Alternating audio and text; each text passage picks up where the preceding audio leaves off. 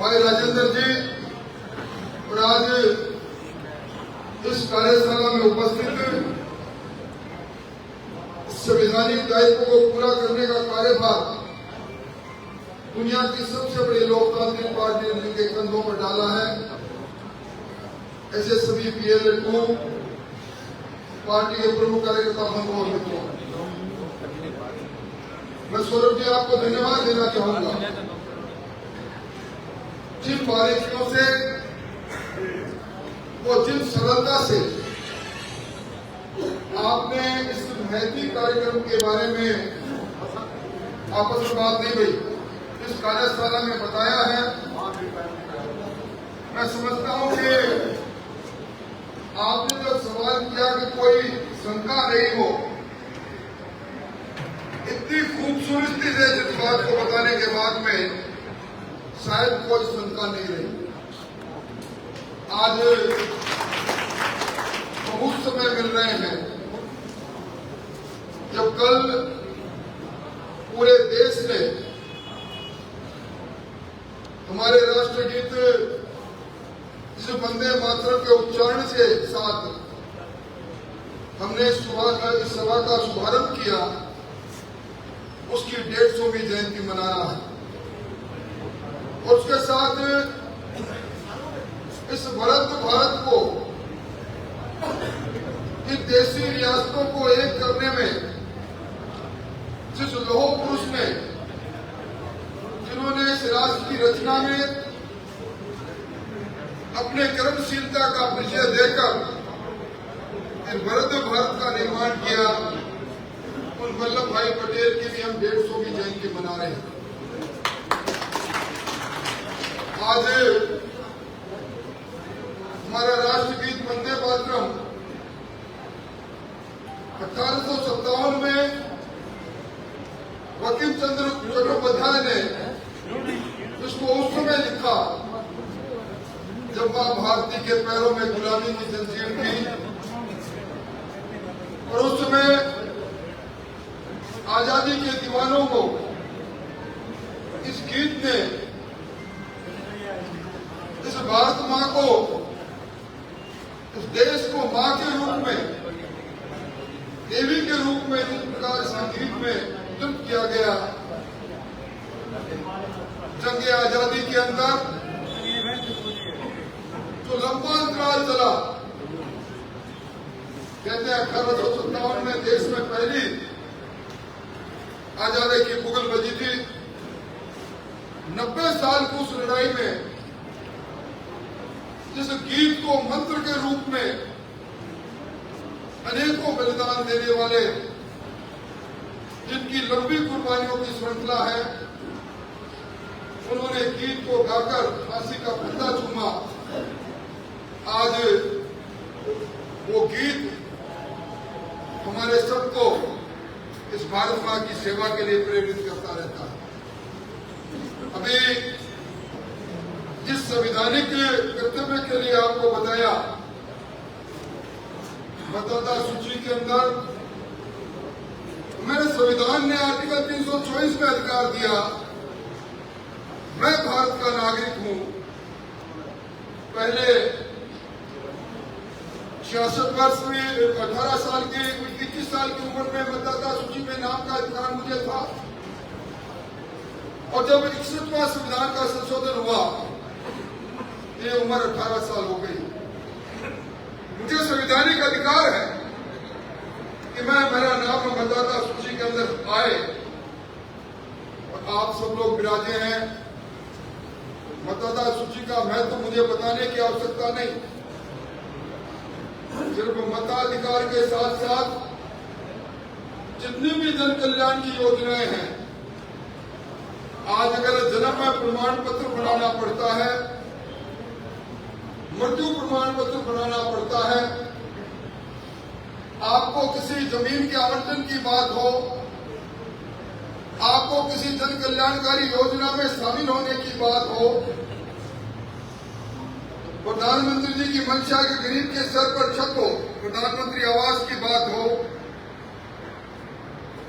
या अन्य योजना की बात हो, हर एक के अंदर मतदाता सूची का लगाना लगभग अनिवार्य सा होता है। आप इस काम को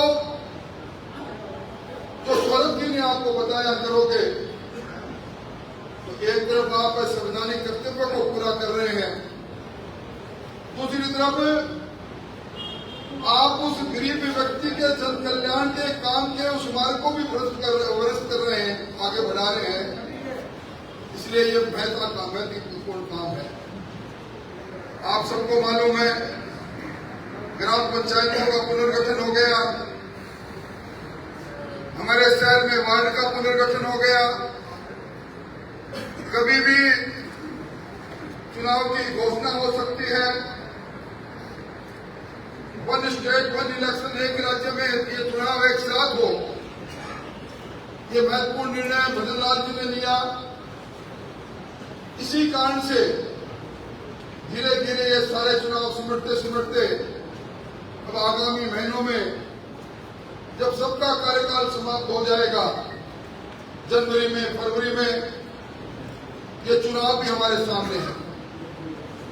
मेरे सामने आप विराजे हैं। मेरी नजर जाती है, आप में से बहुत से सरपंच है, पूर्व सरपंच है, पंचायत समिति के सदस्य रहे हैं, जिला परिषद के सदस्य मंच पर बैठे हैं। आपको भी दोबारा चुनाव लड़ना है और चुनाव लड़ने के लिए ये ऐसा मौका है। हर घर पर आप जाओगे, घर का व्यक्ति दरवाजा खोलकर आपका स्वागत करते हुए कहेगा कि जो इम्यूनेशन फॉर्म की बात सौरभ जी ने की, आप निश्चित तौर पर उसको बनाने में मेरी मदद के लिए आए, आपका स्वागत करेंगे। 50 फॉर्म आप प्रतिदिन भरकर दे सकते हैं। बीएलओ की सूची आप लेकर जाएंगे, इस काम को आप अंजाम देंगे। मैं समझता हूं इससे बड़ा कोई काम हो नहीं सकता। ये हमारा संविधान, ये संवैधानिक अधिकार प्राप्त करने के लिए कुर्बानियों का जो लंबा सिलसिला हमारे स्वतंत्रता सेनानियों ने दिया, उसके पीछे एक ही बात थी, राजा हो चाहे रंक हो, गरीब हो चाहे अमीर हो, प्रत्येक व्यक्ति को एक मत का अधिकार मिले। बाबा साहब अम्बेडकर ने जो सबसे बड़ा लिखित संविधान हमें दिया, उसमें हमें अधिकार दिया। और मैं समझता हूं कि मतदाता सूची की पवित्रता इस लोकतंत्र के लिए बहुत आवश्यक है। लोकतंत्र की पवित्रता नियत करती है मतदाता सूची भी पवित्र हो। मैं भी बिहार से आया हूं। जिस बात का जिक्र सौरभ जी ने किया, ये जो मतदाता सूची में एसआईआर शब्द आया,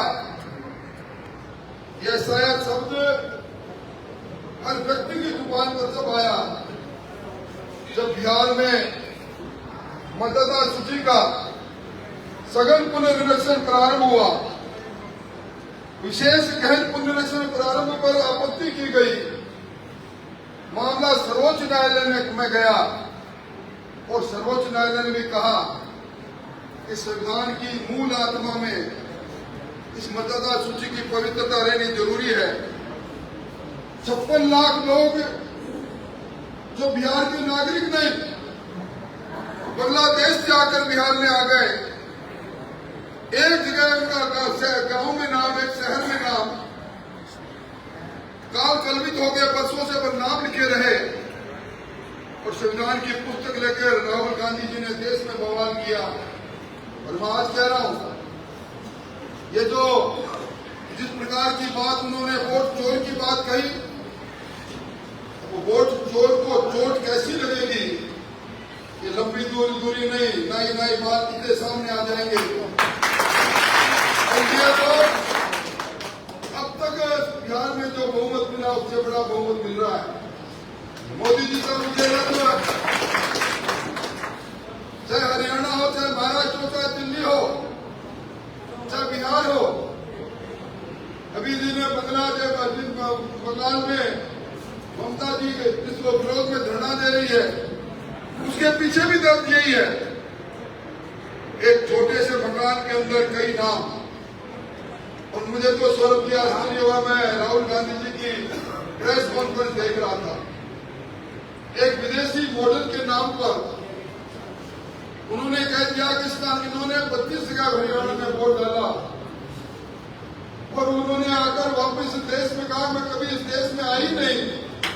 इस प्रकार की जो बातें वो कर रहे हैं।